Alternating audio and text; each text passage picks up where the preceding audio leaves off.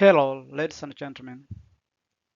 Here at FINAC, Financial Accounting Resources, I'm here to show you how to prepare a balance sheet. So sit tight and we will work together on how to prepare a balance sheet.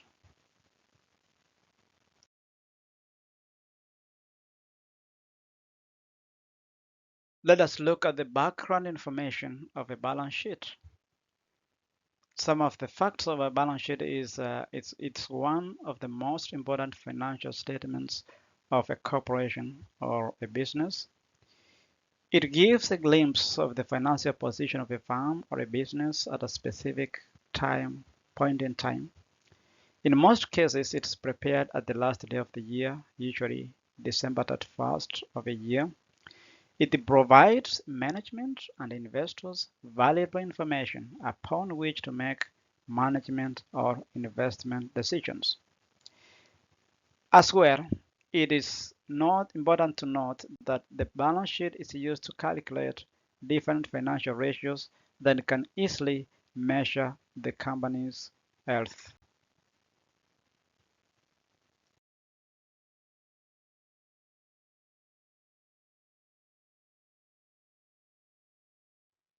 The balance sheet has two sides, the left side and the right side. The left side is also called the debit side and is made up of assets where the assets are entered. And the right side is also called the credit side and is where liabilities and owner's equity are entered. Both the right and the left side are or must be equal once everything has been entered accurately.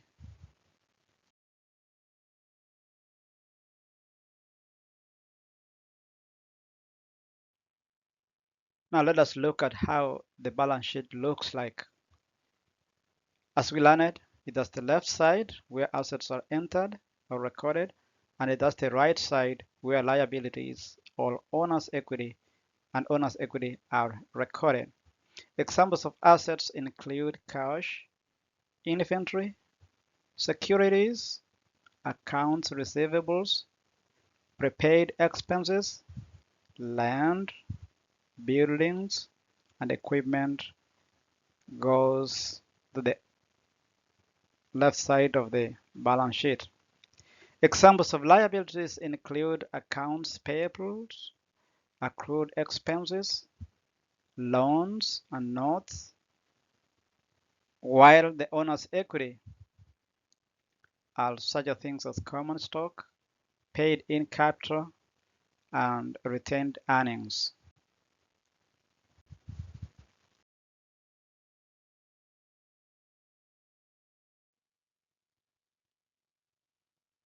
The balance sheet equation. So the fundamental principle of preparing a balance sheet is ensuring that both sides must equal. That basically means that the debit side is equal to the credit side. That is, the assets which are on the debit side must equal to the credit side, which are basically liabilities plus owner's equity. So the balance sheet equation is simply assets are equal to liabilities plus owner's equity. Good. Now, ladies and gentlemen, let us embark on how to prepare a balance sheet. Imagine you have been given accounts and the total balances from the journal accounts or ledger accounts as highlighted in yellow in this spreadsheet, and you have been told to prepare a balance sheet for the AZ Incorporated. Now, before we can start entering these accounts and their balances into a balance sheet, it could be a great idea to determine what each of the accounts are, whether it's an asset, a liability, or an owner's equity. For this demonstration, I will use column C here to write the correct category of the account, whether it's an asset or liability or an owner's equity, such that I will be able to uh, enter into this sketch of the balance sheet I have here on my right in a correct manner such that I don't have trouble. So the first thing is identifying what these accounts are and where they go in the balance sheet. As we saw earlier, assets, uh, the assets go in the left side while the liabilities and owner's equity go in the right side of the balance sheet. So once you identify that, some people can just go one by one and just put it in. So if I can do that one too, it will be easier to me to move over without any problems when I'm just entering them into the balance sheet. So let's start putting them in the right categories. Cash is an asset, and actually it's a current asset. Inventory is a current asset as well. Market securities and prepaid expenses, they're all current assets. So I will have current assets up to number 8 here. Then accounts payable, their liabilities and their current liabilities. Accrued expenses is a liability as well. So I will put those two as current liabilities. Notes is a liability, but is a liability, but it's a long-term liability. So I'm gonna put L at the end to mean that it's a liability that is long-term. So we're gonna put long-term for that one on the banknotes. Then land is an asset, but is uh, long-term. So we're gonna put L at the end. Equipment as well is a long-term asset. Then depreciation of equipment and land, those are part of long-term assets. But when we put them into the balance sheet, we have to deduct those depreciated amounts from the amount to get the correct value of the asset. Then if we go to the common stock, that is an owner's equity. Then retained earnings is owner's equity as well. So as we have completed this, and we will move them over to this balance sheet which is not filled, and we can be able to make sure that the right side, the left side, just balances with the left side. That means the totals of the assets are equal to the liabilities and owner's equity totals. So let us start entering this uh, real quickly. So let us start with the current assets before we move down to the long-term assets. So with cash, we have our main current assets here. We have 4. Let me enter them here real by copying them. So by copying them here, I have a current assets sum of 565,000. Then let's go to the assets that long-term. We're gonna have land and equipment, then we have depreciation for each. So let me go with the land first, then its depreciation. We're gonna remember to have its depreciation uh, as a negative. Then, because we have to minus it, then we have equipment of 200 and its depreciation of 110. We copy them so that we don't make an error.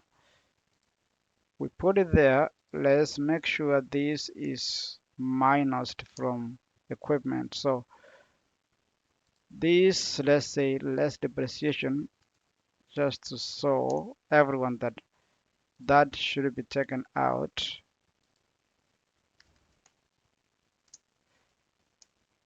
So we have finished all the assets.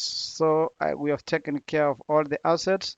Now we're going to go to the right side of the balance sheet and include all the liabilities and owner's equity as we should. So let's start with the current liabilities. Always current assets or current liabilities, they must go on top of the balance sheet. Then you go down to the long-term ones.